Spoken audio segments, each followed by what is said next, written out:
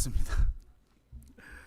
자, 오늘 우리에게 주시는 주님의 말씀은 사무엘상 21장 10절부터 22장 2절까지의 말씀입니다.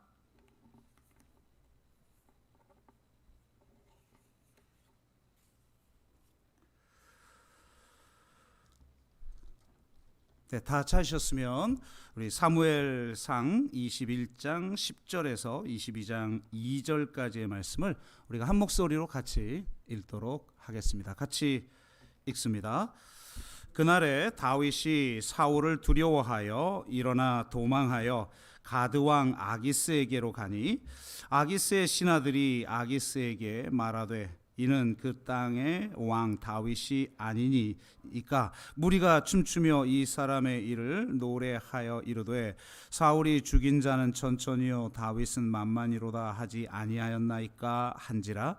다윗이 이 말을 그의 마음에 두고 가드왕 아기스를 심히 두려워하여 그들 앞에서 그의 행동을 변하여 미친 채 하고 대문짝에 그적거리며 침을 수염에 흘리매 아기스가 그의 신하에게 이르되 너희도 보거니와 이 사람이 미치광이로다.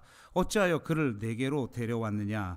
내게 미치광이가 부족하여서 너희가 이 자를 데려다가 내 앞에서 미친 짓을 하게 하느냐. 이 자가 어찌 내 집에 들어오겠느냐 하니라.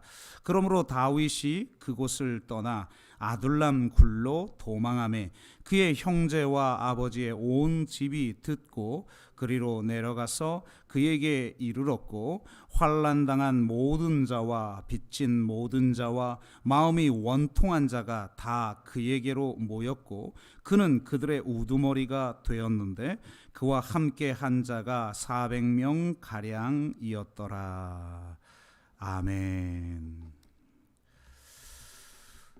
네, 우리 박태영 목사님 나오셔서 말씀 증거해 주실 때 많이 은혜 받으시길 바라겠습니다. 우리 나오실 때 박수로 한번 환영할까요? 네.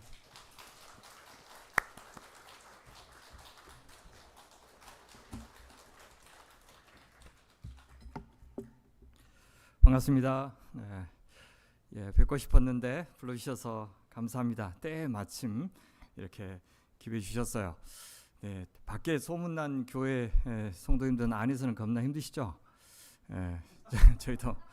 저희도 밖에서 소문 이렇게 안 냈는데 저희 교회 오시는 분들이 많은데 사실 잘 모르고 오셔요. 우리 안에는 내부적으로 겁나 힘든 일들이 많은데 밖에서는 마냥 좋은 소문만 들리는 것 같아요. 그래서 하여튼 욕보십니다. 그래서 다들 참고 잘 지내시기 바랍니다. 여러분들 신앙 어떤 계기로 시작하셨습니까? 하나님 그분 속에 바꿔보니까 내 인생 맡길만 하다 그런 생각 드셨겠지요. 남들 보기에는 내가 참 잘 사는 것 같은데 속으로 이게 아닌데 싶었는데 예수님 소개받고 그분이 해답이 되고 위안이 되신다 그런 마음이 들어서 또 믿기 시작한 분도 있을 겁니다. 그런데요, 자 그렇게 시작했는데 점점 그런 주님과의 사귐의 시간이 쌓이면 훨씬 더 주님을 잘 알고 믿기가 수월해지면 좋을 것인데 신앙생활 계속 하다 보니까 손에 잡힌 어떤 공식이라는 게 없다는 것을 조금씩 알게 될 겁니다. 뭔가 확실한 것을 찾으려고 왔는데 세상에서 살 때보다 더 오리무중인 것이 신앙생활일 때가 있습니다. 그렇게 느끼고 계신다면, 느끼신 적이 있다면 여러분이 문제가 있는 것이 아니라 그 신앙생활 제대로 하고 계신다 그렇게 말씀드리고 싶습니다. 오히려 그렇게 하지 않고 늘상 확고부동한 확신을 가지고 불타는 열정으로 하면 된다 해보자. 능력 주신 자 안에서 모든 것을 할 수 있다. 믿는 대로 될지어다. 이것들 다 죽었어. 이런 신앙생활, 이런 자세로 하신다면 특별히 그런 분들에게는 오늘은 제가 이렇게 하기 위해서 온 것 같습니다. 하나님을 알아야 하나님을 사랑할 수 있지만 동시에 여러분에게 파악되고 장악되는 하나님, 여러분의 지성과 경험의 손아귀에 잡혀 계신 하나님, 그래서 외경심이 사라진 채 너무나도 예측 가능한 하나님, 그 하나님은 모든 상황 속에서 우리의 경배와 찬양을 또 사랑을 한결같이 받기는 어려우신 분이 됩니다. 그 하나님을 오늘 이 시간만은 여러분의 손에서 놓아드리기 위해서 제가 말씀을 준비했습니다. 우리가 즐겨 쓰는 신앙의 언어 가운데 뭔가 있어 보이는 말인데 동시에 참 속 터지는 말이 있습니다. 하나님 뜻대로 살아라, 말씀을 따라 살아라, 기도하며 기다리라, 주님께 맡겨라. 이제 언제 열심을 내야 되고 또 언제 기다려야 됩니까? 언제는 믿음을 갖고 포기하지 말고 끝까지 기도하라고 해놓고 또 다른 때는 하나님께 맡기라고 하고, 그걸 어떻게 구별할 수 있어요? 여러분, 운동 처음 배워보신 분들은 코치들이 공통적으로 하는 말이 있다는 것을 기억하실 겁니다. 힘 빼라 많이 하죠. 근데 어떻게 힘 빼면서 강하게 스트로크가 할 수 있고 힘 빼면서 물살을 가르면서 앞으로 힘있게 나아갈 수 있습니까? 이론적으로 말이 안 되죠. 그런데 정말 운동을 꾸준히 해오신 분들은 그 말 뜻이 뭔지 아실 겁니다. 부상을 안 당하려면 가장 중요한 것이 힘 조절이라고 그래요. 그래서 경기 막판에 부상이 많은 이유는 몸은 되게 지쳐 있는데 여전히 의지는 충천하기 때문입니다. 선수가 자기 자신을 잘 모르면 다치는 거죠. 신앙도 운동도 그 마찬가지인 것 같아요. 신앙생활에서 정말 중요한 것은 힘 빼기입니다. 그걸 조금 있어 보이는 말로 표현하면 신비를 수용하라, 여백을 만들라, 자기를 부정하라, 십자가의 영성으로 살라, 광야의 영성을 가져라, 침묵과 더불어 살라, 어긋남과 엇갈림과 균열의 틈에서 살라, 이런 말로 표현할 수 있습니다.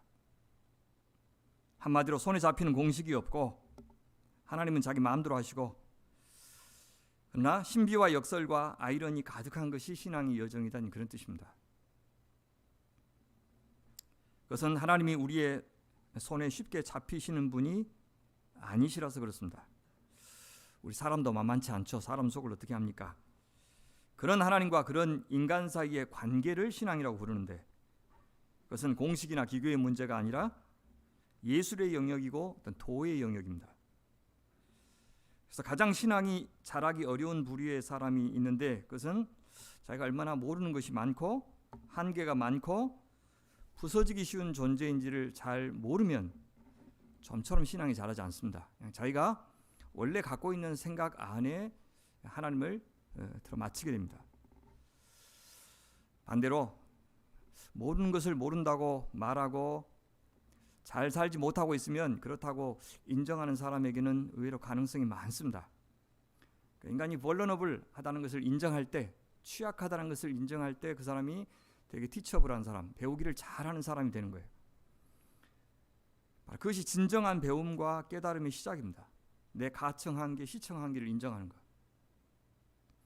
깨짐에서 깨달음이 나오고, 깨닫는 사람이 깨어있는 사람이 되고, 깨어있는 사람이 깨끗한 삶을 살 수 있고, 깨끗한 사람이 거짓과 위선과 차별과 장벽을 과감하게 깨치는 사람이 될 수 있습니다. 신앙이 깊어지고 높아지고 넓어지고 입체적이 될수록 우리는 내가 믿는 하나님에 대해서 사실상 아는 것이 거의 없다는 것을 점점 인식하게 됩니다. 그래서 다 불가지론자가 된다는 말이 아닙니다. 도리어 모르는 것이 늘어날수록, 알고 있는 것이 생각보다 많지 않다는 것을 인정할수록 점점 우리는 우리 자신의 조건에 대해서 상대화하는 것이 쉬워집니다. 반면에 타인에 대해서, 타인 안에는 하나님도 포함되죠. 좀 더 열린 마음으로 우리 자신을 개방하게 됩니다. 그래서 하나님을 향한 신비의 여백이 우리 안에서 점점 커진다는 말과 같습니다.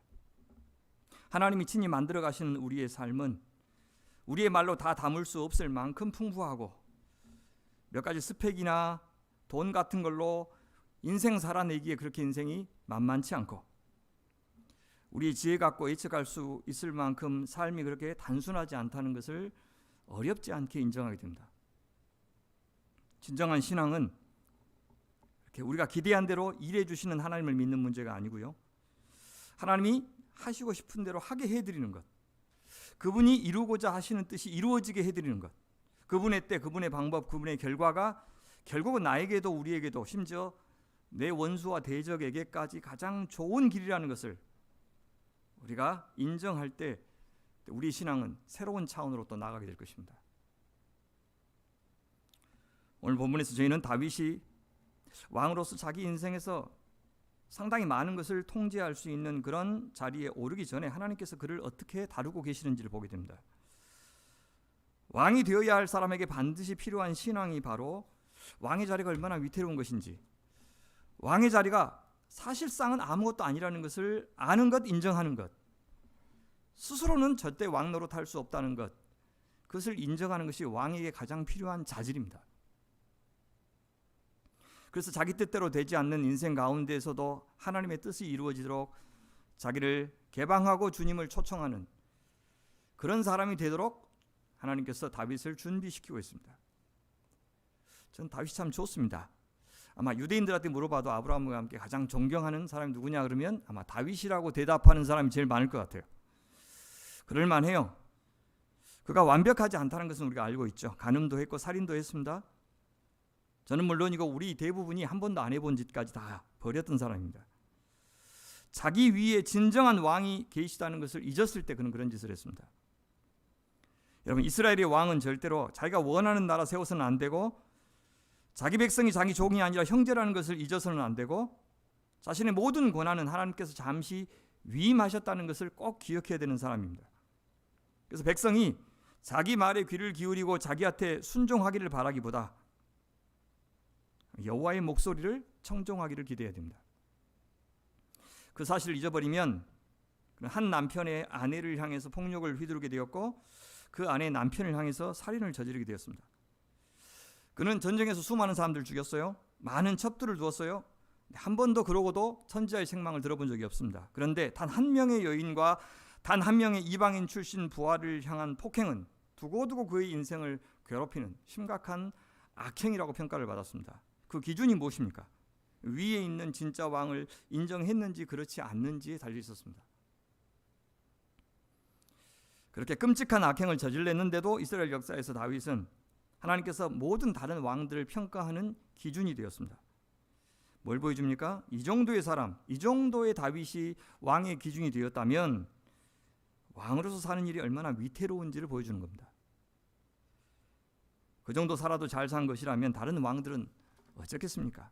적어도 하나님 나라에서 왕이라는 자리로의 부름은 하나님을 의지하고 다른 형제들인 이스라엘 백성들을 사랑해야 되는 자리이기 때문에 가장 영광스러운 자리이면서 동시에 가장 힘든 자리였습니다. 왕이면서 동시에 하나님을 믿고 형제를 사랑하는 사람이 되는 일, 이건 사실 거의 불가능할 만큼 어려운 일이고, 그건 지금도 마찬가지입니다. 여러분, 주위 한번 살펴보세요. 돈 있고 권력 있는 사람이 그것 아무것도 아닌 것으로 여기고, 그러면서 하나님 경외하고 이웃을 자기와 똑같은 사람으로 여기고, 가진 것 있어서 시혜를 베푸는 것이 아니라 원래부터 내 것이 아니니까 필요한 사람에게 나누어 준다. 그건 내가 섬겨야 마땅할 사람이다. 자, 이렇게 여기며 사는 사람 몇이나 보셨습니까? 왕으로서 그가 누렸던 부귀 영화가 무엇이었든지 간에 적어도 하나님 나라 백성으로 제대로 살고 진정한 생명, 즉 영생을 누리기에 가장 안 좋은 조건의 사람이 사실은 왕이었습니다. 그건 지금도 마찬가지입니다. 그러니 남들이 부러워하는 학교 들어가고 떼돈 벌고 높은 자리에 오르면, 또 교회가 지나치게 번성하면 마냥 부러워하고 축하해 줄 그런 일이 아니라, 어쩌면 좋냐, 짠해서 어쩌냐, 무엇이 이렇게 박복하다냐, 신앙생활 하기 겁나 힘들겠다, 속으로 이제 그렇게 심심한 위로를 전해 주어야 할지도 모르겠어요. 겉으로는 이제 축하도 해주면서 속으로는 잘 왔을 것인데.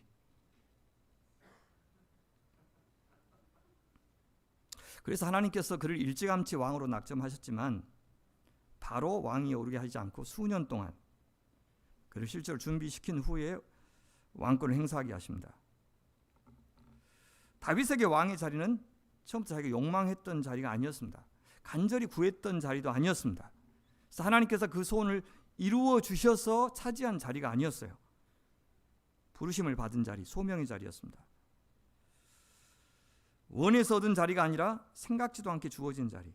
여러분, 그래요. 그때나 지금이나 그것이 중요한 자리일수록, 또 영향력이 큰 자리일수록 이렇게 주어져야 됩니다. To be given. 리더일수록 더욱더 수동태 인생이 되어야 돼요. 그래야 그 자리보다, 그 자리가 허락한 권한보다 그 자리를 주신 하나님이 더 위대한 분이라고 시종여일 고백할 수가 있어요. 그 자리를 상대화할 수가 있습니다. 그것이 그 자리로부터, 그 권력으로부터 자기 자신을 지킬 수 있는 유일한 길입니다. 하나님도 아니면서 하나님의 권한을 위임받아 하나님의 일을 하되 자기가 하나님이 되어서는 안 되는 자리가 이스라엘 왕의 자리입니다. 왜 그것이 특이하냐면 주변 나라의 왕들은 다 신적인 존재들이었어요. 백성들은 노예나 다름이 없었어요. 그래서 사사시대 이스라엘이 다른 나라와 같이 왕 달라고 하는 이 사실 선지자가 보기에는 굉장히 불경한 요구였어요. 하나님께서 노예 상태, 왜냐하면 주변 나라들은 2%가 98%를 지배하고 있었어요. 소수만 독점하고 나머지는 다 노예였다고요. 원래 그들이 애굽에서 살던 삶이 그것이었습니다. 그런데 그 삶에서 건져내서 자유를 주셨는데 다시 돌아가겠다고 하니 하나님의 그 자유의 역사, 구원의 역사, 해방의 역사를 무효로 돌리겠다고 하니 사실은 어마어마한 건 죄악이었던 겁니다. 하나님 허락하셨죠. 허락하시면서 그러나 너희들이 기대하는 저 다른 나라들과 같은 나라가 되어서는 안 된다. 이렇게 하신 겁니다. 이스라엘의 왕은 굳이 자기가 왕이 아니어도 좋다고 생각하는 사람이 가장 적임자였어요.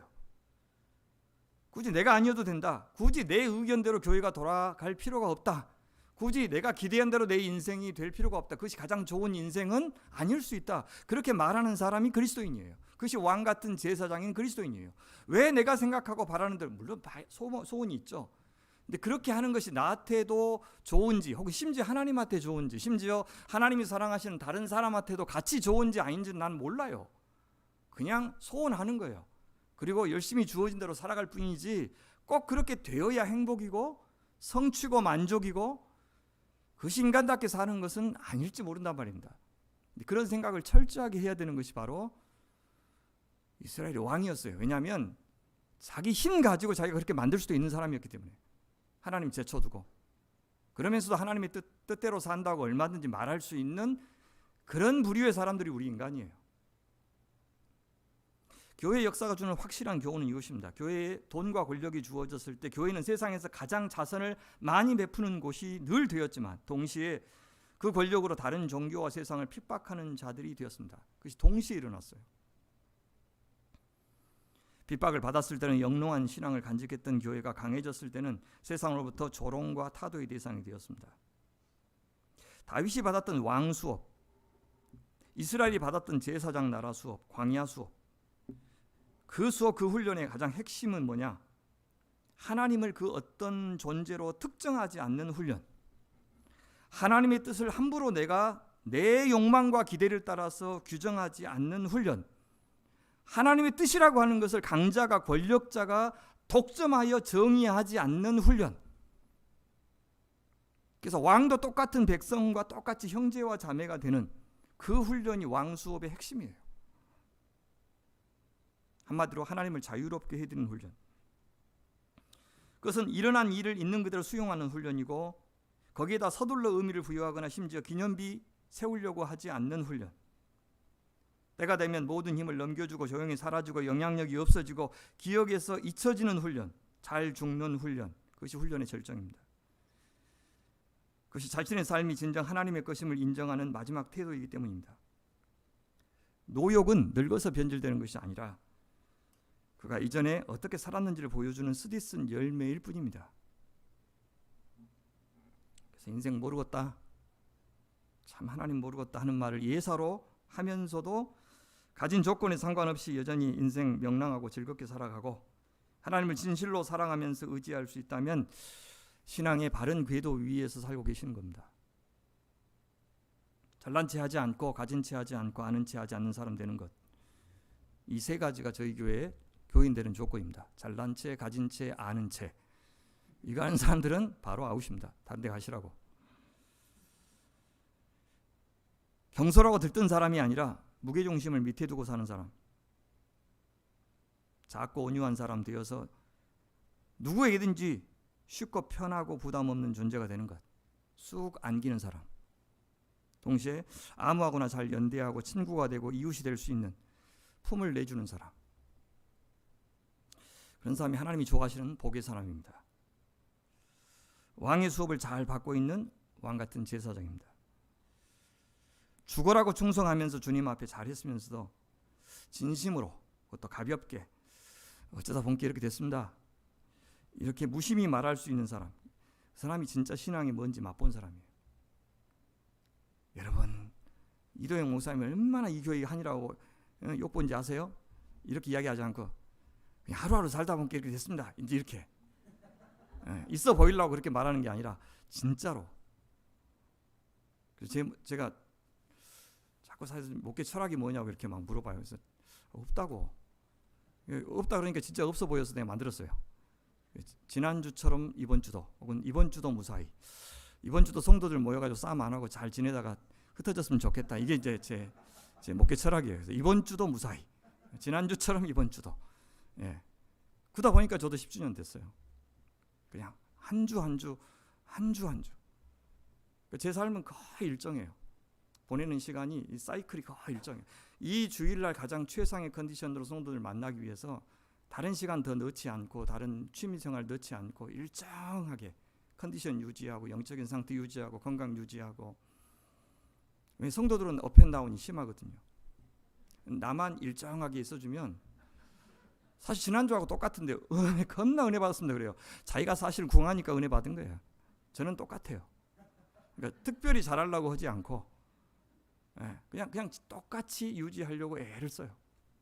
그럼 성도들은 자기 필요에 따라서 도움을 받으시는 것 같아요. 그리고 어쩔 수 없이 계획은 세우지만 거의 계획 점검 안 해요. 잘했냐 못했냐 안 해요. 그냥 있어 보이게 하려고 계획도 세우고 하지만 막 안 지켜요. 거의 안 지키고. 왜냐하면 하루하루 살다 보면 왜 자꾸 1년 단위로 평가를 해야 되냐. 일이라는 게 1년 단위로 무슨 결실을 맺는 것도 아닌, 농사도 아닌데 뭐. 이렇게 매주 살다가 한 5년 돌아보면 뭔가 해 있고, 10년 살아보면 뭔가 돼 있고, 뭐 그런 거지. 뭘 계획을 세워. 그렇게 하고 살아요, 솔직히. 안 되더라고요. 계획했는데 안 되고, 안 됐는데 막 되고. 그래서 하나님 지 마음대로 하시는구나. 그래서 그렇게 하십시오. 알아서 하십시오. 그렇게 하고 사람들하고 잘 지내고, 성도들하고 잘 지내고, 성도들 삶 속에 들어가가지고 잘 살고, 그러다가 돌아가시면 장례 치러드리고. 한 25년 목회했는데 한 500건 이상 치른 것 같아요. 장례 되게 많이 했죠. 제가 장례 많이 한 편입니다. 500건 다 입관하고 다 했어요. 돌아가실 때 뭐 근사하게 안 돌아가시더라고요. 그냥 돌아가시더라고요.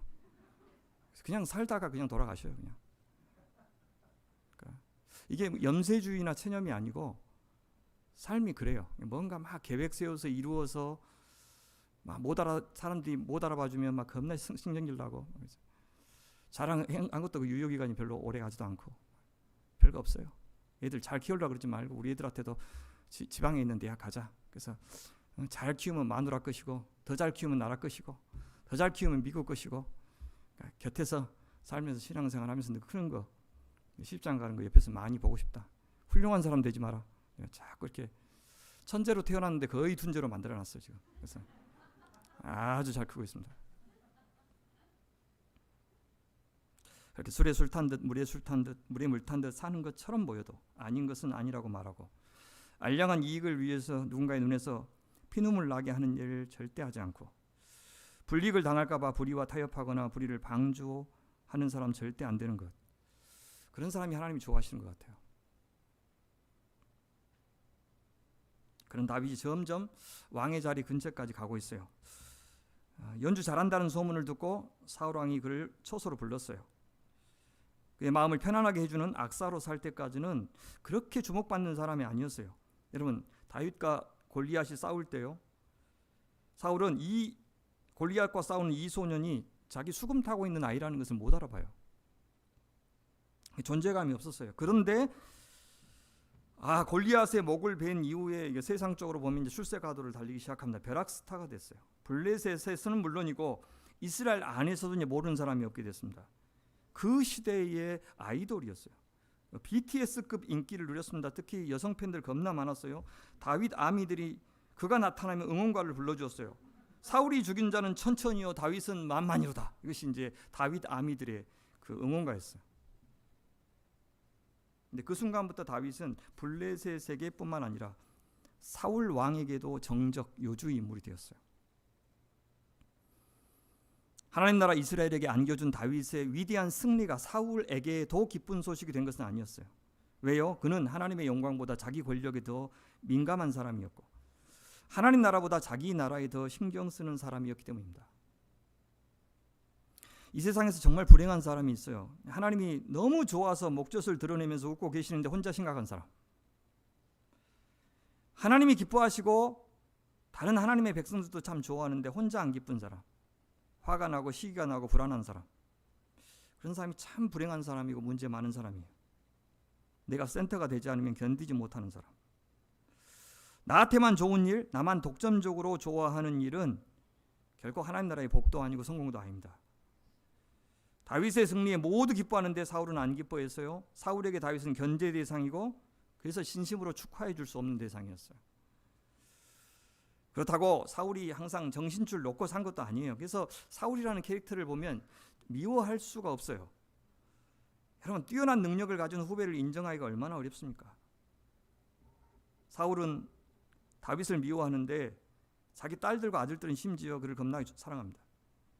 그런 다윗을 대놓고 미워하기도 어렵고 그렇다고 막 사랑하면서 세워주기도 싫은 사람, 이런 사람을 향해 나타나는 병리 현상을 사울에게서 볼 수 있어요. 여러분, 그 교회 부목사의 해고 첫 번째 사유가 뭡니까? 담임 목사보다 설교를 잘하면 무조건 해고 사유. 진짜 눈치 없는 놈이죠, 그건. 그래서 지난주하고 이번 주에 우리 사역자들이 저 대신 했는데 그거 딱 한 가지만 주문했어요. 나보다 잘하지 마라.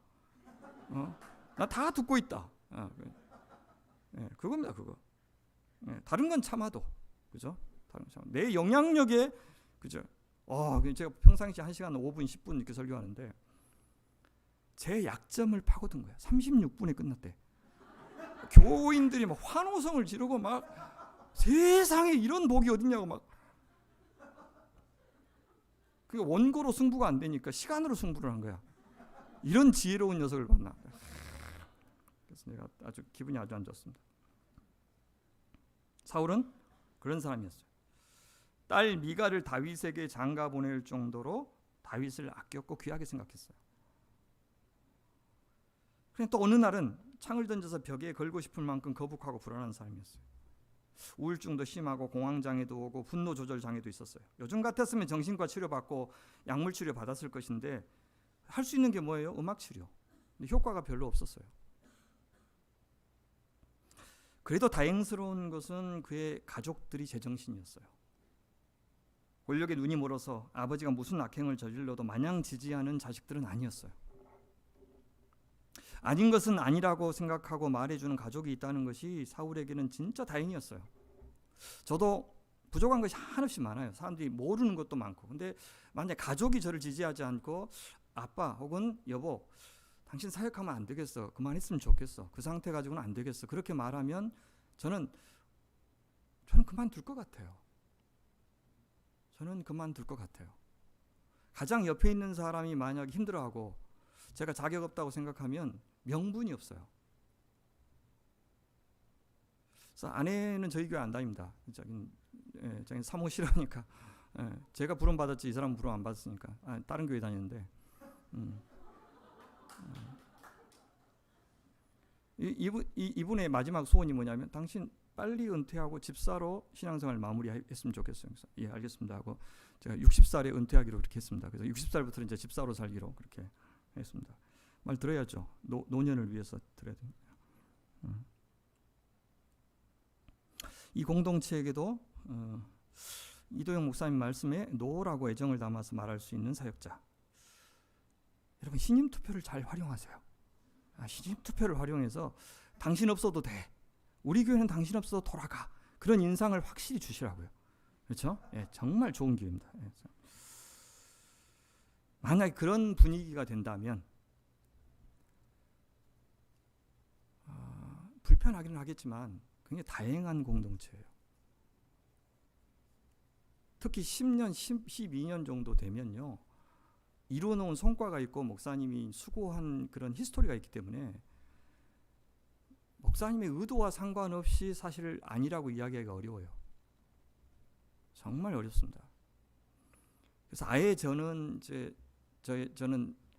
개척할 때부터 장로님이 당회장이에요. 그래서 장로님들 19분이니까 만장일치만 하라고. 만장일치만 해서 저한테 주시면 무조건 다 순종한다고. 왜냐하면 이렇게 하나 저렇게 하나 다 똑같아요. 일하는 건 내가 하는 내 마음대로 하는데 뭐 결정해 주시기만 하라고. 그러면 제가 한다고. 쌈만 하지 마시라고. 그래서 당회장을 드리니까 교회가 잘못 돌아가면 다 목회 똑바로 하시라고 제가 그렇게 말할 수도 있고 너무나 편해요. 네. 근데 그게 저를 지키려고 그러는 거예요. 제가 제 마음대로 할 수 없는 구조를 처음부터 만들어 놓은 거예요.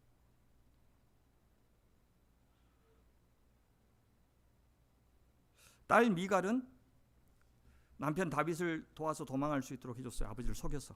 아들 요나단도 아버지를 속이고 친구 다윗을 도와줬어요. 요나단을 통해서 한 번 더 사울이 자기를 죽이려고 한다, 살이를 품고 있다는 것을 확인한 다음에는 이제 더 이상 기대를 걸지 않았어요. 그리고 이제 도망자 인생을 3년 동안 시작하게 됩니다. 그 시작한 시점에 오늘 본문이에요. 아버지를 향한 미갈의 속임수, 요나단의 속임수, 하나님은 그것을 통해서 다윗을 구원하셨어요. 마치 이집트를 치고 이스라엘 백성들을 구원할 모세를 그런 애굽의 궁정에서 키운 것처럼 하나님은 나를 돕는 사람뿐만 아니라 내 인생을 회방하고 태클을 거는 사람들을 통해서도 내 길을 바로 잡으신다는 것을 알아야 돼요. 사울은 그것을 몰랐고 다윗은 알았어요. 내 원수, 내 고난, 내 장애물은 제거의 대상이 아니라는 것. 내가 바라는 인생만이 아니라 내 뜻대로 안 돌아가는 인생을 통해서 하나님은 나에게 축복하셔요. 나를 지지하고 찬성하는 사람만이 아니라 반대하는 사람들을 통해서도 내 뜻은 이루어지지 않지만 하나님의 뜻은 이루어져요. 오늘 선처럼 보이는 일이 내일은 악으로 변하고요. 오늘 실패처럼 보이는 일이 내일은 축복으로 둔갑하고요. 우리 힘만으로 우리 자신의 삶을 지나치게 통제하려고 해서는 안 되는 것입니다. 내 힘으로 안 되고 내 뜻대로 안 되는 것을 향한 우리의 태도가 사실 우리 신앙의 현주소를, 실력을 보여주는 거예요. 만약 다윗이 평생 사울의 악행에 대해서 원망하면서 어쩌든지 기회만 되면 빨리 안 갚으면서 하루라도 서둘러서 왕위에 오르려고 마음 먹었다면, 그리고 시행했다면, 자기 삶의 모든 자원을 다 동원해서 그 삶을 자기 통제하려 두려고 했다면, 2번이나 사울을 죽일 수 있는 기회가 있었는데 그 기회를 하나님의 뜻이라고, 바로 이때가 하나님이 나를 왕위에 세우시는 절호의 기회라고 생각해서 그를 제거했다면, 저는 확신하건대 자기도 모르게 하나님 노릇한 왕이 되었을 것이고 사울보다 더 못된 왕이 되었을 것입니다. 왜요? 다윗은 사울보다 훨씬 능력이 많았기 때문에. 능력이 더 많은 사람들이 하나님 앞에 더 죄짓기 쉽고 잘 믿기가 어려워요. 그래서 이도영 목사님 불안한 겁니다. 다윗은 사울에게 피해서 도망합니다. 이제 더는 사울 곁에는 다윗의 자리가 없어요. 사울의 마음에는 다윗은 이미 죽은 것이나 마찬가지였습니다. 그 말은 사울의 마음에 하나님이 없다는 말과 같아요. 그래서 치명적이에요. 누군가를 내 사랑의 대상에서 제외할 때 하나님도 제외시킨다는 생각을 해야 돼요. 자, 도망가는데 행선지로 정한 곳이 어디입니까? 놀랍게도 블레셋이요. 블레셋 가운데 5개 중요한 도시가 있는데 가드인데, 가드가 어디냐면 골리앗의 고향이에요.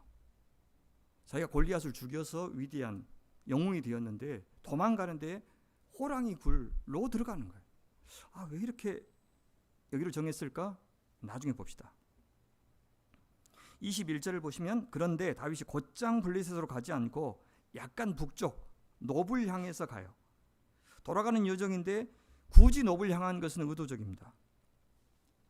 여러분, 이 노블이 어떤 곳이냐면 엘리 제사장이 죽은 다음에 제사장들의 도시가 된 곳이 바로 이 노비예요. 제사장들이, 여기 제사장 학교가 있었을 가능성이 많습니다. 다윗은 의도적으로 제사장의 도시를 찾은 거죠. 그것은 하나님을 찾았다는 말과 다름 아닌 표현일 겁니다. 이 절체절명의 상황에서 하나님, 내가 어디로 가야 됩니까? 어떻게 됩니까? 그래서 제사장을 통해서 확인하고 싶었을 가능성이 있습니다. 그래서 의외의 장소 블레셋이 그 행선지가 된 것은 아마 이 노베 방문과 깊은 관련이 있을 것이다, 그렇게 짐작할 수 있습니다. 적어도 그는 이 위기를 스스로 해결하려고 하지 않고 하나님의 도움을 받고 싶었던 것은 분명합니다. 다윗은 그때 혼자였어요. 수행원도 없고 먹을 것도 없고 심지어 무기 챙길 겨를도 없었어요. 하나님이 함께 하시지 않으면 안전 보장 받을 수 없었습니다. 자, 다윗이 등장해요. 근데 놀라고 떤 사람은 누구냐면 거기 제사장 아히멜렉이었어요. 다윗 때문이 아니에요. 분명히 다윗이 등장했다는 것은 곧장 누가 뒤따라온다는 뜻입니까? 사울이 뒤따라온다는 뜻이었기 때문에 놀랐어요. 사울이 지금 그동안 했던 악행을 이 제사장이 모를 리가 없습니다. 그런데 잘 보니까 혼자 왔어요. 물어요. 네가 홀로 있고 함께 하는 자가 아무도 없느냐? 혼자 온 것을 확인하고 굉장히 안도했을 거예요. 아니, 점점 시간이 갈수록 눈치가 있는 사람이면 다윗 도망가고 있는 것이 분명하다. 떡을 요구한다. 심지어 무기까지 구한다. 이렇게 요구하는 것은 이건 사울과 틀어졌구나 라는 것을 아마 짐작했을 겁니다. 자, 이제부터 아히멜렉과 다윗 사이 고도의 지략 싸움이 벌어져요. 처음에는 당연히 서로 못 믿는 사이였어요. 근데 점점 시간이 갈수록 서로를 지켜주고 싶어하는 사이가 되어갑니다. 둘은 서로 알면서도 모른 척, 속이는 줄 알면서도 속는 척 해줘요. 그 빤한 속임수와 속임 당한 것 같이 보이는 속임수가 서로를 살리는 길이라고 믿었어요. 그래서 사실상 그들은 아무도 속이지 않았고 아무도 속지 않았습니다. 아히멜렉은 사울에게서 도망친 것이 분명한데도 다윗을 도와주어요. 다윗은 아히멜렉을 자신에게 속아서 자기를 도와준 사람으로 만들어줘요. 다윗은 아히멜렉에게 자기의 처지를 이렇게 꾸며 말해요. 나는 임금님의 명령을 띠고 길을 떠났습니다. 임금님이 나에게 임무를 맡기면서 부탁하시기를 나에게 맡기신 임무를 아무한테도 말하지 말라. 그래서 부하들과 약속된 곳에서 만나기로 했습니다. 두 가지. 나는 비밀 임무를 수행 중이다. 둘째, 나는 혼자가 아니고 지금은 혼자지만 부하들은 다른 데 있다. 근데 사실 거짓말이죠. 다윗은 혼자였습니다. 그러면서 아히멜렉을 찾아온 진짜 용건을 꺼냅니다. 지금 제사장님이 혹시 무엇이든 가까이 가지신 것, 음식이 좀 없습니까? 빵 5덩이가 있으면 제게 주십시오. 그렇게 안 되면 있는 대로라도 주십시오. 얼마나 간절해요. 절박하게 호소하죠. 왕의 임무를 수행한 사람이 먹을 것 안 챙겼다는 것은 말이 안 되죠. 아히멜렉이 어떻게 반응합니까? 지금 보통 빵은 내게 없고 일반적으로 먹는 빵은 없고 뭐만 있냐면 거룩한 빵밖에 없습니다. 다윗을 믿지 못했다면 보통 빵은 내게 없습니다. 빵 줄 것 없습니다. 거기까지만 말하고 끝났을 거예요. 근데 아히멜렉은 어떻게 해요? 거룩한 빵이 있다는 말을 덧붙입니다. 거룩한 빵, 이 제사장만 먹을 수 있는 진설병이에요. 12지파를 상징하는 12무교병을 만들어서 일주일간 성소에 두었다가 안식일에 새로운 것으로 교체하는데 그때 다시 물리는 그 무교병은 제사장만 먹을 수 있었어요. 그것이라도 주겠다는 뜻입니다. 주지 않을 거면서 언급할 이유는 없죠. 이렇게까지 한 제사장 아히멜렉의 의도를 아직은 잘 모릅니다. 그냥 다윗을 지지하고 사울을 거역하겠다는 뜻인지 아니면 불쌍해서 주겠다는 뜻인지. 근데 진짜 중요한 것은 그의 오지랖이 제사장만 먹을 수 있는 떡을 다윗에게도 나눠주는 정도의 오지랖이 아니에요. 이것은 하나님의 말씀 토라에 대한 해석의 오지랖입니다. 문자를 넘어선 성경 해석, 하나님의 마음과 의도를 살피는 성경 해석까지 나아간 거예요. 아히멜렉은 율법 어겨가면서까지 자기 먹을 것을 나눠주고 있는 것이 아닙니다. 이 상황에 어울리게 토라의 본 뜻을 따라서 해석하고 적용하고 있는 것입니다. 창의적인 성경 해석을 통해서 다윗은 구원을 받고 있어요. 지금도 마찬가지예요. 올바른 성경 해석이 교회를 살리고 그 반대도 사실입니다. 조국교회 타락의 주범은 뭡니까? 이 탐욕적인 성경 해석이에요. 성경 하나님의 말씀을 수용과 순종의 대상으로 삼는 것이 아니라 소유와 사용의 대상으로 우리가 하고 싶은 것을 정당화하고 지지하는 그런 대상으로 하나님 말씀을 이용하였기 때문에 이 땅의 교회가 이렇게 망가진 겁니다. 단지 다윗 편을 들기 위해서 아전 인수식으로 성경을 해석한 것이 아닙니다. 그 증거가 있어요. 아히멜렉은 그냥 줄게라고 이야기한 게 아니라 조건이 있어. 뭡니까? 그 젊은이들이 당신과 당신의 부하들이 여자만 가까이 하지 않았다면 줄 수 있습니다. 뭡니까? 제사장에게 요구하는 정결을 요구하고 있어요.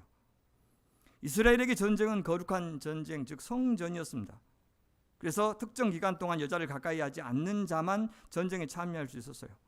이 조건을 준수한 사람이라면 거룩한 제사에 쓰인 이 떡 먹을 수 있다고 말합니다. 원래 진설병은요, 하나님이 이스라엘의 양식이 된다라는 것을 보여주는 그런 겁니다. 그 양식은 하나님을 의지하는 백성들이 먹을 수 있어요.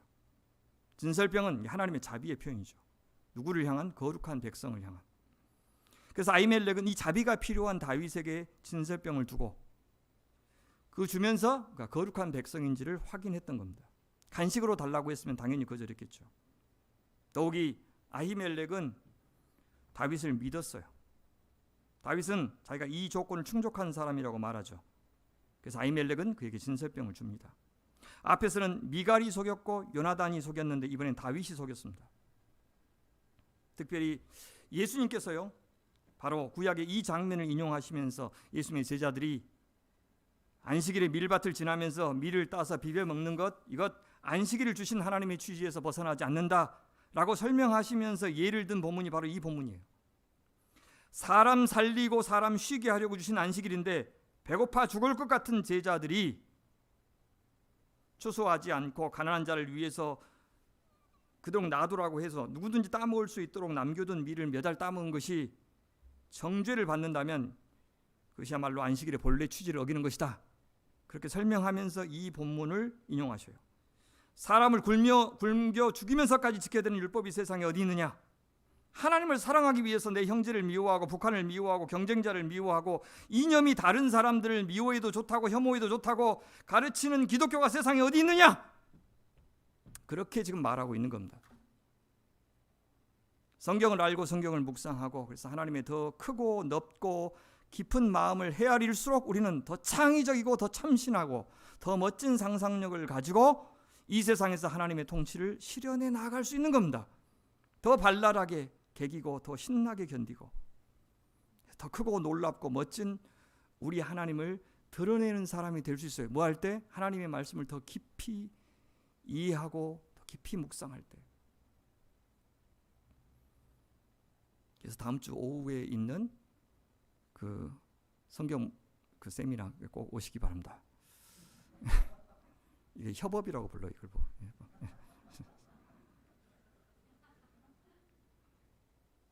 우리가 직접 하나님의 말씀을 바로 알고 바로 해석할 수 있다면, 이 강단에서 선포되는 구라를 분별할 수 있다면 훨씬 더 풍성하고 파워풀하고 적실하게 하나님의 말씀이 복음이 우리의 삶에서 춤추게 만들 수 있을 겁니다. 정말 진리를 알진 진리가 너희를 자유케 하리라는 말, 춤추게 한다는 뜻이에요. 여기서 우리는 다윗이 아히멜렉을 속이고 아히멜렉도 다윗에게 속은 것처럼 행동하는 이유를 짐작할 만한 사정을 7절에서 만납니다. 거기 도액이라는 사람이 있었어요. 그걸 어떻게 부르냐? 에돔 사람이다. 사울의 목자 가운데 우두머리다. 이 말은 무슨 말이냐면 사울의 군사 지도자 가운데 가장 뛰어난 자라는 뜻이에요. 양치는 목자라는 뜻이 아니에요. 그다음에 에돔 사람, 하나님의 언약을 모르는 사람이다. 그렇게 소개해 불길하죠. 이야기의 흐름을 끊으면서 도액이라는 사람을 집어넣은 것은 그 다음 장을 준비하는 복선이에요. 사울의 군대 아주 고위 지휘관 도액, 그를 의식하면서 지금 거짓말을 하고 있는 거예요. 다윗의 입장에서는 이 아히멜렉이 자기한테 속아서 떡을 준 것으로 만들고 싶었던 겁니다. 그래야 나중에 도액이 이 사실을 사울에게 알리더라도 아히멜렉에게 불이익이 없으니까. 참 다윗 사려 깊은 사람이죠. 자기 필요한 것만 챙기고 남의 안전은 안중에도 없는 비열한 정신이 아닙니다. 그런 지금 아히멜렉을 오히려 걱정해 주고 있어요. 자기가 떠난 다음에. 실제 21장에 가면 도액이 사울에게 고발해요. 일어난 일만 말하지 않고 사울이 듣고 싶은 말을 해줍니다. 아히멜렉이 사울에게 항변해요. 나 다윗에게 속아서 비밀 업무를 수행하고 있다고 해서 도와준 것뿐이다. 그렇게 말하지만 아니에요. 사울은 믿지 않아요. 그리고 아히멜렉을 포함해서 제사장 85명을 죽입니다.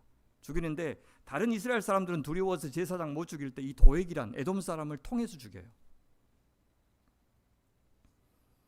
결과적으로 사울에 대해서 다윗이 일말의 기대를 건 것 때문에 무고한 제사장 85명이 죽임을 당했어요. 다윗이 얼마나 자책했을까요? 우리는 몰라요. 왜 하나님이 그런 식으로 일을 하시는지. 다윗이 소중한 사람이란 거 아는데 왜 85명이 허무하게 죽게 내버려 두시냐. 그것이 역사 속에서 일어나는 일이에요. 그러니 아이고 나는 용케도 살았다. 하나님 감사해요. 다른 사람 다 죽었는데 나는 그 차에 안 탔다. 그 배에 안 탔다. 그래서 하나님 날 지켜줘서 감사해요. 어떻게 그렇게 이야기해요? 그런 식으로 감사하면 그 하나님 못을 하나님 만드는 겁니다. 뼈 아프게 그 사람들 못까지 살아야 될 생각을 해야지. 우리 인생에도 도액 같은 사람이 있어요. 때로 우리가 도액 같은 사람이 될 수도 있습니다. 무슨 말입니까? 세상 사람들은 우연히 우리가 그 높당에 있었다고 생각할 겁니다. 그러나 우리 그리스도인들은 우리가 지금 이 시대에 사는 것, 여기 사는 것, 이 역사의 현장에 있는 것, 그것을 결코 우연으로 받아들여서는 안 됩니다. 이 교회에 함께하고 있는 것 우연이 아닙니다. 얼마나 여러분들의 의지가 반영됐는지는 몰라도 이 교회로 여러분들을 모으시고 마음이 통하게 하시고 또 한 말씀 앞에 주님 부르시는 그날까지 신앙생활을 하고 있는 이것은 우연이 아닙니다. 그러면 대답을 해야 돼요. 저 사울의 스토리에 참여할 것인지 아니면 하나님 나라 스토리에 참여할 것인지, 누군가를 죽여서라도 내가 저 나라에서 뭔가를 차지하기 위해서 이 현장에 있는 이 사실을 이용할 것인지, 아니면 하나님 나라에 기여하기 위해서 소신껏 있는 그대로 설령 내가 불이익을 당하더라도 담대하게 증언하는 역사의 증인으로 살아갈 것인지, 그것을 선택해야 됩니다. 나를 여기에 두신 이유, 나를 그 직장에 두신 이유, 그런 환경 속에 두신 이유, 그런 아픈 히스토리를 갖고 있는 부모 밑에서 살게 한 이유, 내 인생에 해코지를 하고 태클을 거는 장애물을 둔 그런 상황들을 만나게 하신 그 현장에 있는 바로 그 사연들을 하나님 나라 이야기의 관점에서 재해석할 줄 아는 사람, 그런 사람이 되어야 됩니다. 도액처럼 잠깐의 이익을 위해서 수많은 사람들이 죽어도 상관없다고 여기는 그런 사람 되어서는 아니 되는 것입니다. 자, 떡을 얻은 사람이 이번에 무기를 청하죠. 제사장님은 혹시 창이나 칼을 갖고 계십니까? 너무 급해서 못 가져왔습니다. 말도 안 되죠. 저는 이 대목에서 다윗이 제사장 아히멜렉을 이제 완전히 믿고 있다는 그런 확신을 얻었어요. 그러니까 둘 사이만 아는 사실, 비밀 말들을 계속 주고받는 거예요. 도액은 듣고 있고. 그냥 물어본 것이 아니에요. 다윗은 자기에 필요한 무기가 여기에 있다는 것을 알고 물은 거예요. 다윗은 제사장 아히멜렉이 자기 말에 속아주고 있는 것, 도액을 같이 속이고 있다는 것을 확인했던 겁니다. 아히멜렉도 이제 위험을 무릅쓰고 다윗을 통해서 전개하시는 하나님 나라의 역사에 참여하고 있어요. 간고한 권력자, 눈앞에 보이는 권력자, 저 사울의 편에 서는 것이 아니라 도망자 다윗의 편에 서고 있습니다. 제사장의 판단으로는 그 근거는 모르겠지만 하나님께서는 지금 현재의 권력 사울이 아니라 장래의 권력 다윗의 편에 서고 있다고, 서 계신다고 확신했던 겁니다. 그의 반응을 보십시오. 그대가 엘라 골짜기에서 쳐 죽인 블레셋 사람 골리앗의 칼을 보자기에 쌓아서 여기 에봇 뒤에 두었습니다.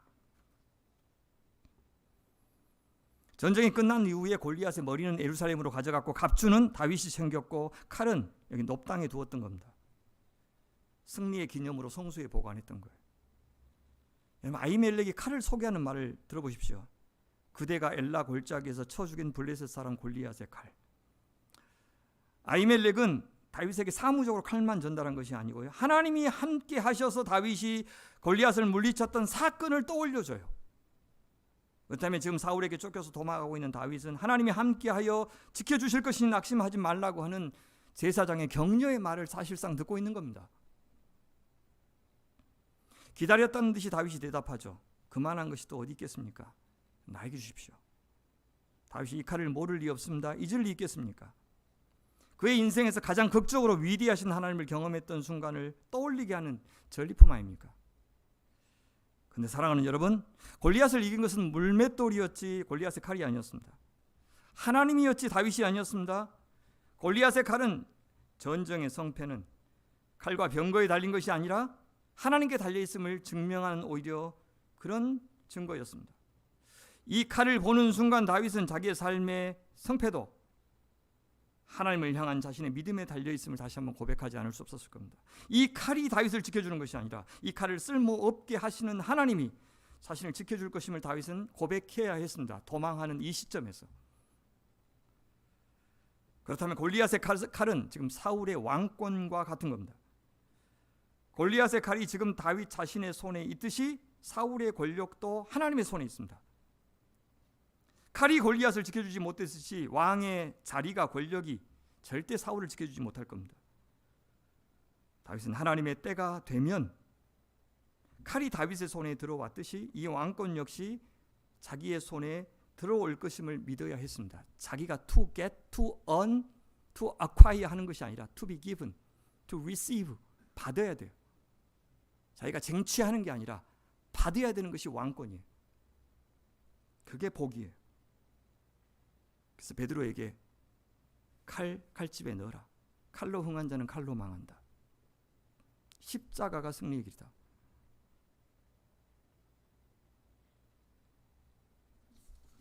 사랑하는 여러분, 골리앗의 칼이 골리앗을 지켜주지 못했듯이 만약 우리에게도 저 칼이 인생의 목적이 되고 저 칼을 의지하는 인생이 되고 저 칼이 상징하는 권력과 명예가 내 생의 목표가 된다면 그 칼이 우리를 뵐 겁니다. 세상은 칼들의 경연장 아닙니까? 세상은 칼잡이들의 세상 아니에요? 오늘 십자가로 그 칼을 무력화시키는 하나님의 역사에 참여한 사람들이 그리스도입니다. 그 선명한 차이를 보여주지 못한다면 그 어떤 교리도 그 어떤 부활과 십자가에 대한 우리의 고백도 절대 세상을 감동시키지 못할 겁니다. 진짜 십자가가 이긴다, 십자가가 부활을 가져다주는 유일한 길이다 라고 하는 것을 우리가 삶에서 입증하지 못하면, 공동체에서 구현하지 못하면 그 무슨 수로 그들에게 복음을 전하겠습니까? 사울을 망가뜨린 것은 사울의 칼, 사울의 왕권이었습니다. 밧세바 앞에서 다윗을 넘어지게 한 것은 다윗의 왕권, 다윗의 칼이었습니다. 삼손을 망가뜨린 것은 삼손의 약점이 아니라 강점이었습니다. 삼손의 힘이었습니다. 약할 때가 아니라 강할 때 더 위험했습니다. 그때 하나님이 안 보였고 말씀이 안 들렸고 이웃도 안 보였고 오직 나만 보였습니다. 골리앗의 칼, 다윗에게 최고의 인간적인 영광을 주었던 무기였습니다. 하지만 여태 다윗은 그 영광을 자기가 취하지 않고 하나님 앞에 다 드렸습니다. 도리어 그 영광 때문에 찾아온 고난을 하나님이 주신 것으로 여기면서 고스란히 수용했습니다. 우리는 영광만 취하려고 하지 그 영광이 반드시 동반하는 그 시기, 그 질투, 그죠? 그 시선, 그 다음에 내가 하나님과 같아질 수 있는 대접받고 싶은 마음, 인정받고 싶은 마음, 있는 그대로의 내가 아니라 과장하고 싶은 마음, 그런 것들도 함께 반드시 따라온다는 사실. 그래서 강남에 있는 어떤 교회에서 이제 수험생들 부모들 모였다고 와서 말씀 전해달라고 해서 제가 가겠습니까? 안 간다고 하다가 하도 이제 친한 사람이 있어서 와서 해달라고 했어요. 무슨 이야기 하다가 자, 우리 딜을 한번 합시다. 여기 수험생 부모 여러분, 여러분들이 원하는 자식들 대학에 다 보내주겠습니다. 한 가지만 하지 마십시오. 뭡니까? 그랬더니 어느 대학에 들어갔는지 말하지 마십시오. 죽을 때까지. 뭔 자식을 위해서 좋은 대학교 빌어요. 다 자기 위해서지. 좋은 대학교 가면 언제 좋습니까? 합격할 때 좋겠죠. 또 언제 좋아요? 누가 물어봐 줄 때 좋죠. 그리고는 그냥 학교 다니는 겁니다. 안 물어봐 주고 내가 꼭 내 입으로 말하게 하는 사람 진짜 꼴보기 싫죠. 아, 집이 아들 어디 학교 갔어? 그 물어봐 줘야 될 거 아니야. 그렇지?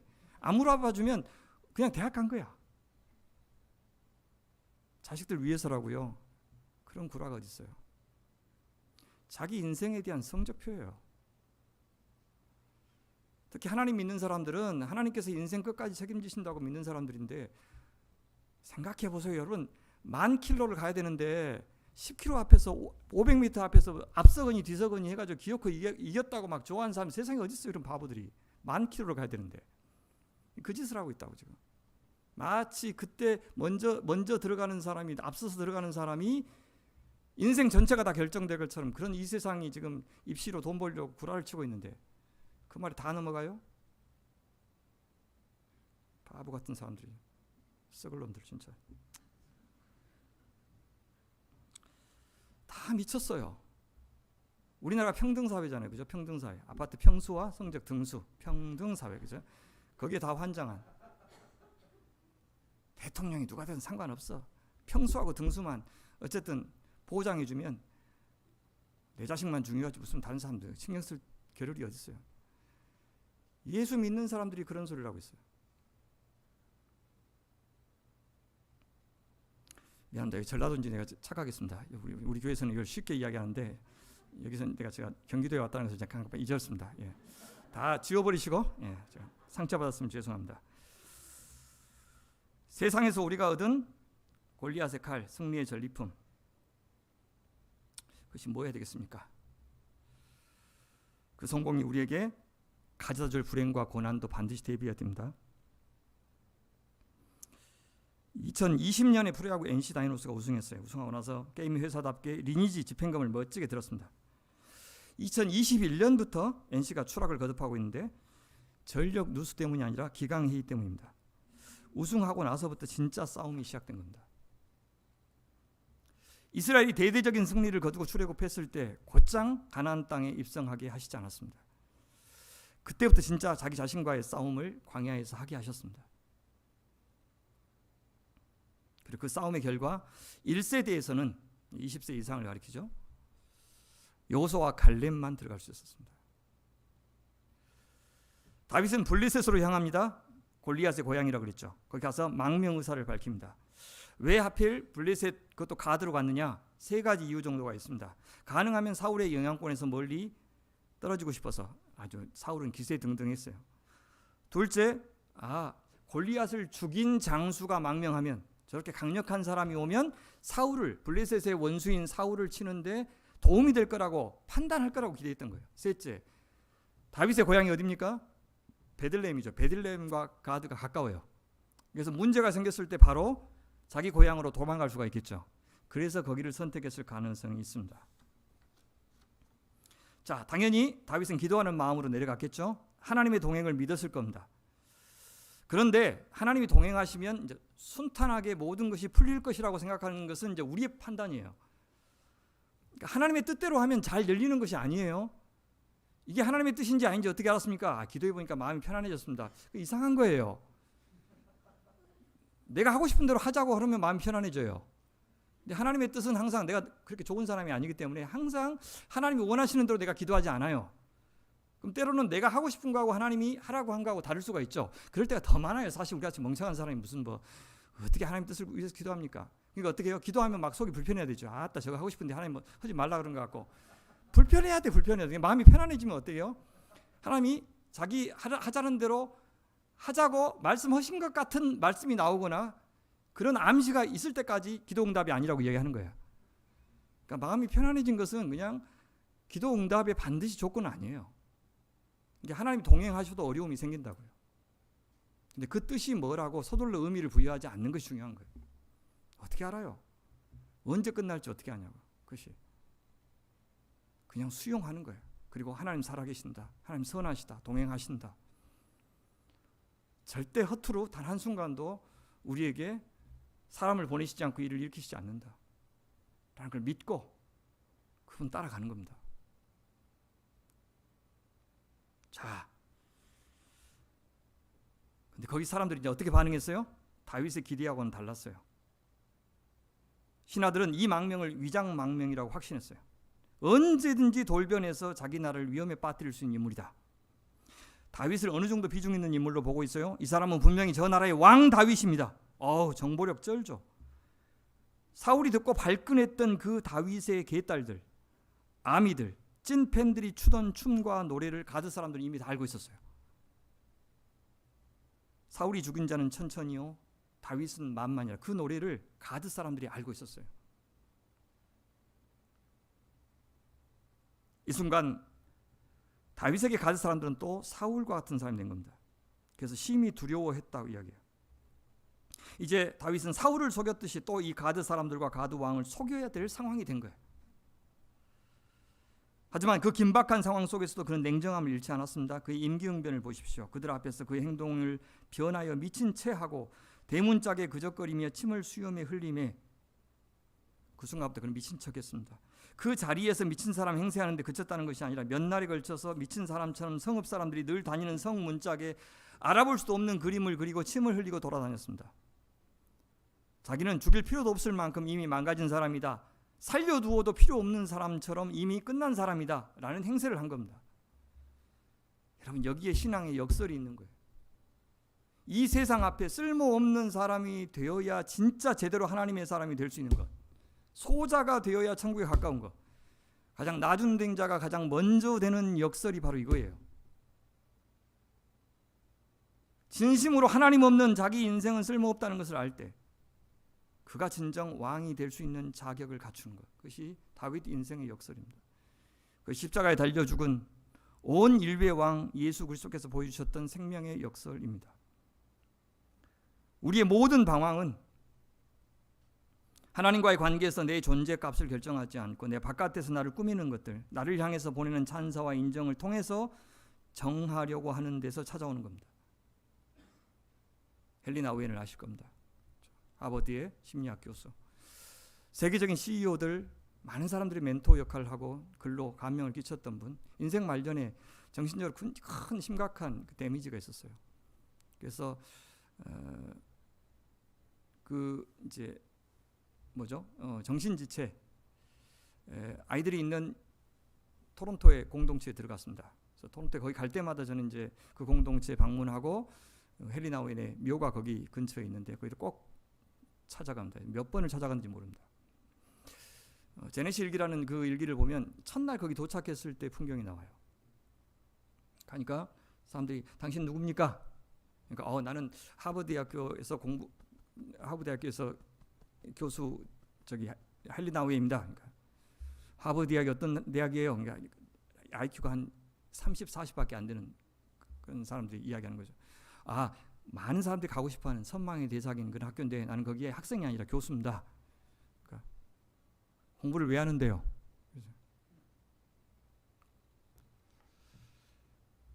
세상 사람들이 통념적으로 던지는 질문, 기대되는 질문, 그런 것들로 헨리 나우엔에게 질문하지 않고 굉장히 본질적인 질문을 던졌어요. 헨리 나우엔은 그날 돌아와서 일기를 쓰는데, 나는 오늘 처음 만난 사람들 앞에 내가 얼마나 대단한 사람인지를 증명하는데 애를 먹었다. 거의 실패했다. 그렇게. 그들은 나에게 세상 사람들이 던지는 질문을 던지지 않고 가장 본질적인 질문을 던졌다. 그런데 어쩌면 나는 이곳에서 내 오랜 인생의 방황을 끝낼 것 같다는 확신을 들었다. 왜냐하면 그는 신이 나를 상대해 주는 것과 가장 흡사한 방식으로 나를 상대해 주고 있기 때문이다. 그들은 오직 나의 이름 헨리로만 나를 상대했다. 그렇게 얘기해요. 우리 인생의 모든 방황은 왜 방황합니까? 하나님이 나를 정의해 주시는 방식, 너는 내 사랑하는 아들이요 내 기뻐하는 자다 라고 하는 하나님의 정의를 우리는 믿지 않고 끊임없이 내가 사랑받을 만한 사람이고 인정받을 만한 사람이고 절대 무시를 당할 만한 사람이 아니요, 그것을 증명해요. 나는 증명 못하면 아까 자식까지 다 동원하고 뭐든지 동원해가지고 나를 당신들이 대접해야 돼, 우습게 생각하면 안 돼 라고 하는 것을 끊임없이 증명하려고. 하나님과의 관계에서 하나님은 내가 너 사랑해, 넌 귀한 사람이야. 하나님 내가 해드린 게 뭐가 있는데요, 아시면서 그래, 좀만 기다리세요, 내가 증명해 드릴 테니까. 열심히 하면 그 주님 앞에 내가 만족할 만한 사람이 될게요. 그러느라고 인생을 방황하는 거예요.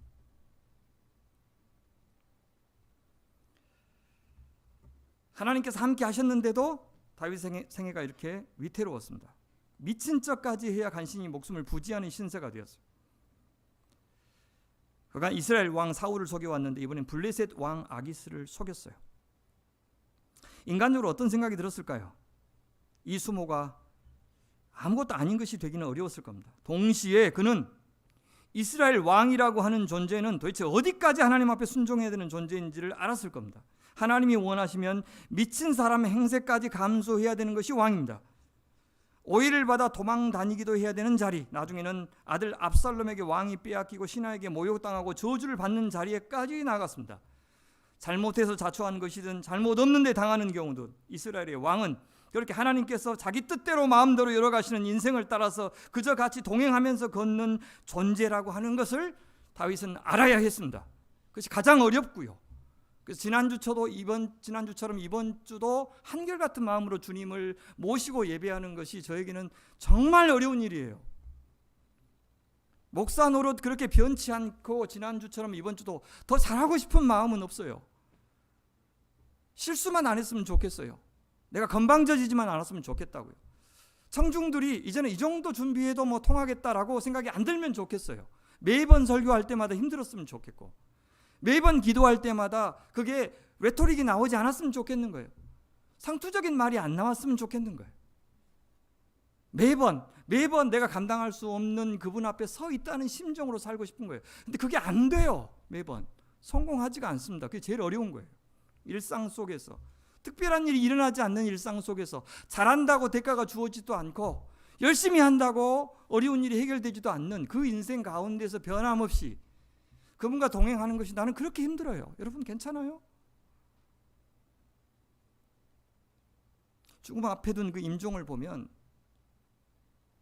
신앙생활 50년 60년 해왔다는데 그렇게 죽음이 두려운가 봐요. 마지막 순간에 천국의 소망이 있으니 주님 앞에 맡깁니다. 몇몇 그렇게 안 해요. 마지막까지 삶의 의지를 꺾지 않아요. 저희 교회는요, 한 3개월 정도 전에 임종 예배를 드려요.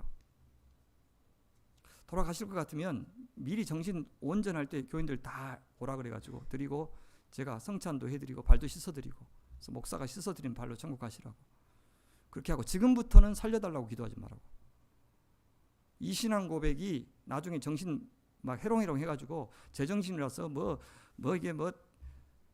이제 신앙 없는 사람처럼 그렇게 보일 건데 가족들 상처받지 말라고.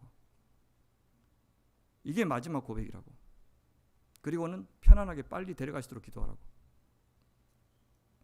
그래서 항암 치료도 못 받게 하는 분들이 있고 거의 가망이 없는 분들은 그래서 자기가 죽음을 맞이하라고. 이효령 선생 마지막에 그렇게 하셨다고 그랬잖아요.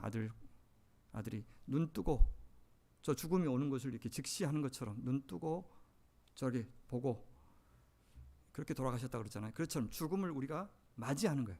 당하지 말고, 죽임 당하지 말고. 그렇게 할 수만 있다면 복이겠죠.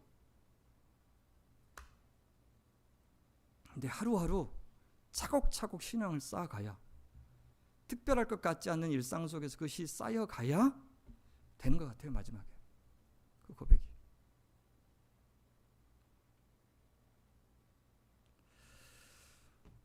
그 동행하는 삶이 낭만적이거나 순탄하기만 하는 것은 아니었습니다. 골리앗을 이길 때처럼 장쾌한 승리를 주셔서 블레셋 군대 혼을 빼놓기도 하시지만 골리앗의 고향 사람들 앞에서는 참담한 수치를 당하기도 하시는 것이 하나님의 동행입니다. 다윗을 보고 왕은 어떤 판단을 내려요? 쓸모없다고 생각하죠. 다윗은 성공적으로 아기스를 속였습니다. 벌써 몇 번째 도망인지 모릅니다. 그런데 이때 다윗의 심정이 어떠했을지, 이 사건을 다윗은 어떻게 해석했을지를 시편 34편이 말해줘요. 표제가 다윗이 아비멜렉 앞에서 미친 채 하다가 쫓겨나서 지은 시라고 얘기해요. 그는 이렇게 고백하고 있어요. 우리 찬양하죠. 너희는 여호와의 선하심을 맛보아할지어다. 그에게 피하는 자는 복이 있도다. 너희 성도들아 여호와를 경외하라. 그를 경외하는 자에게는 부족함이 없도다. 젊은 사자는 궁핍하여 줄일지라도 여호와를 찾는 자는 모든 좋은 것에 부족함이 없으리로다. 그는 자신을 그에게 피하는 자, 성도, 그를 경외하는 자, 여호와를 찾는 자라고 부르고 있네요. 그는 위기를 주신 하나님을 원망하지 않습니다. 원망했다면 지혜를 얻지 못했겠죠. 순간적인 지혜로 미친 척했지만 자기 지략이 성공하리라고 그 순간 확신할 수 없었습니다. 꾀는 다윗이 내었지만 아기스 왕을 속여주신 것은 하나님이었습니다. 위기 속에 집어넣으신 분도, 구원하신 분도, 다윗에게 하나님의 위대하심을 경험하게 하신 분도 다 하나님이셨습니다. 다윗은 이 시에서 그것을 고백하고 있는 거예요. 천신만고 끝에 가드를 간신히 빠져나온 사건을 여호와께 피하는 다윗 자신이 복을 얻은 사건이다. 그렇게 고백하고 있습니다.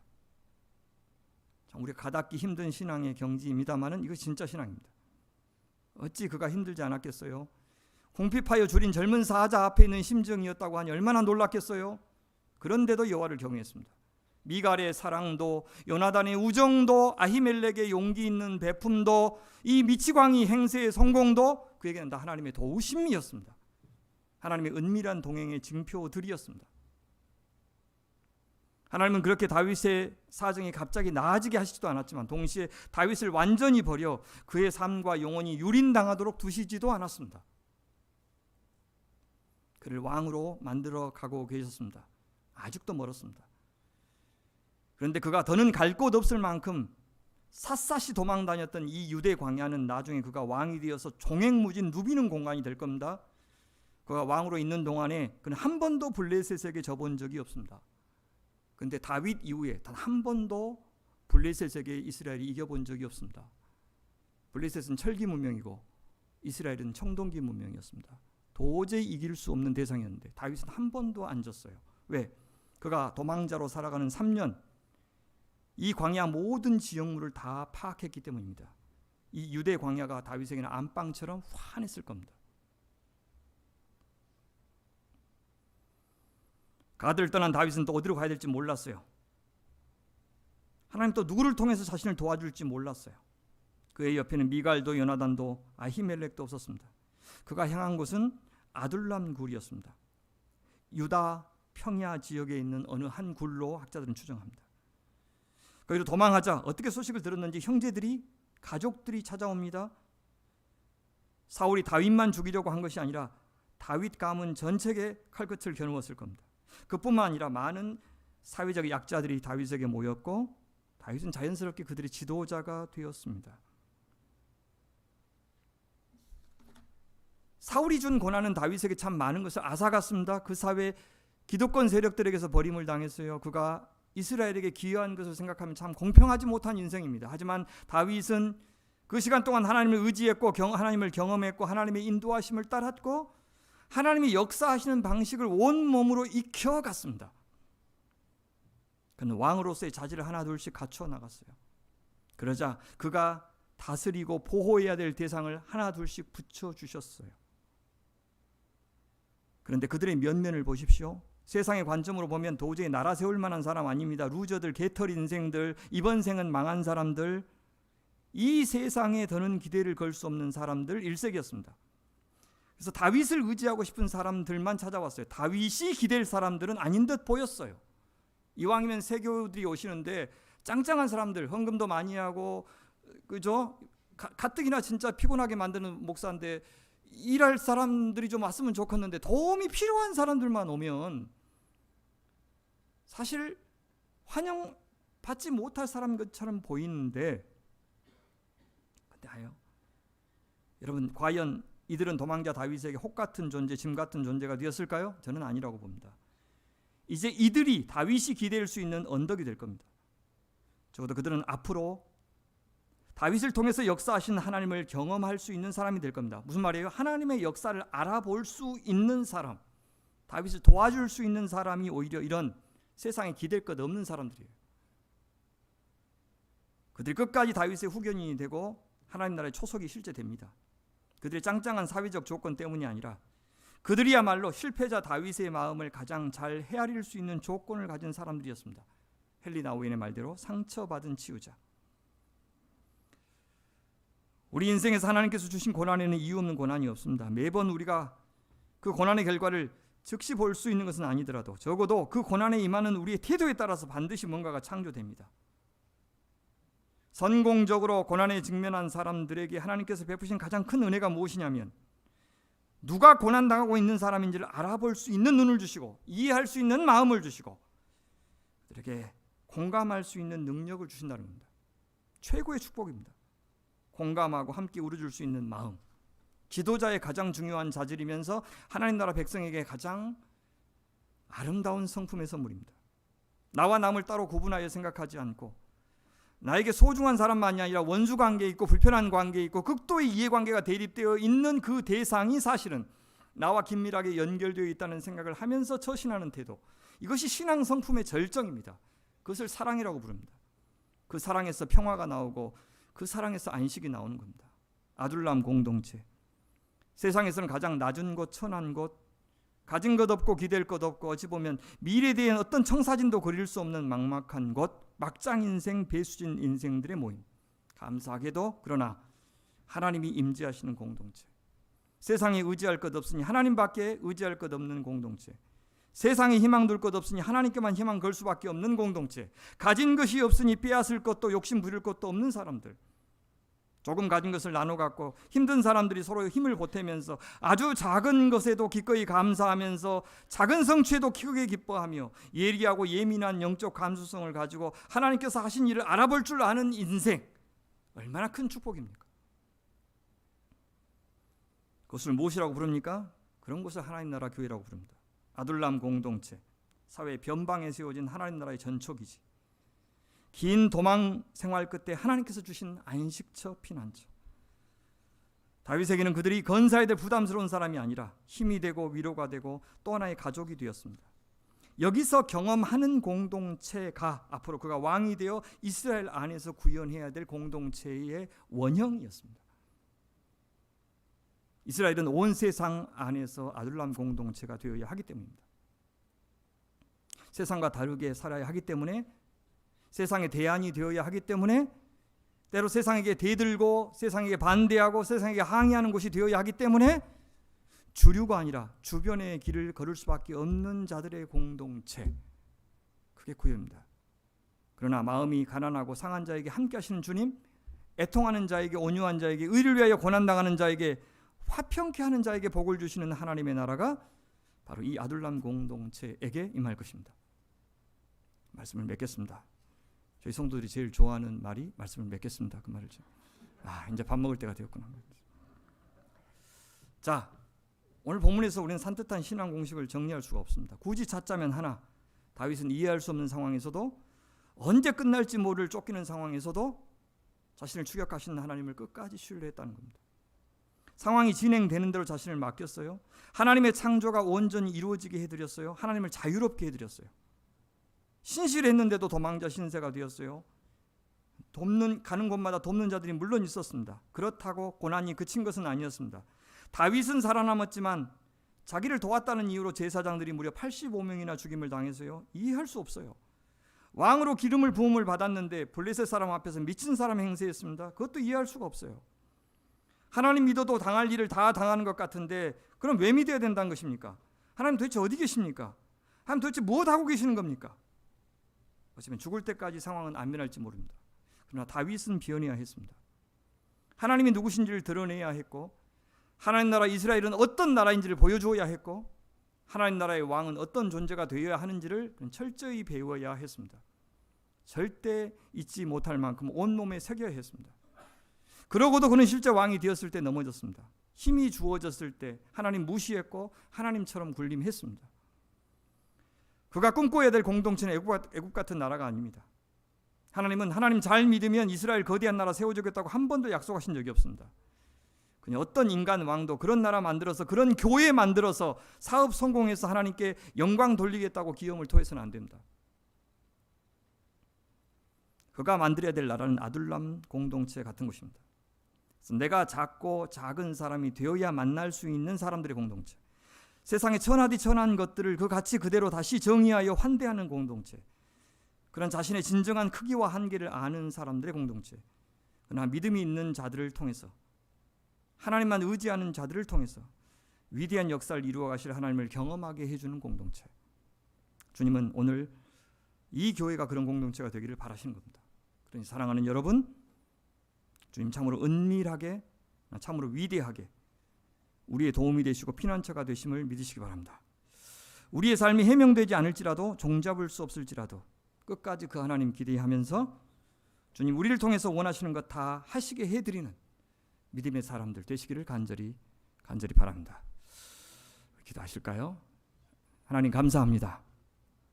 하나님의 위대하심이 어느 정도인지 형언할 수 없지만, 하나님 우리 뜻대로 되어가지 않는 인생 속에서도, 아니 우리가 하나님을 거슬러서 우리의 나라 만들려고 했던 숱한 시간들이 떠오르는데도 변함없이 예배의 자리에 앉아서 다시 말씀을 듣게 하시고, 우리 인생을 향해 여전히 기대를 거시고 끝까지 붙들어 기어이 당신의 선한 뜻을 우리를 통해서 이루고자 하시는 주의 마음을 보여주셔서 감사합니다.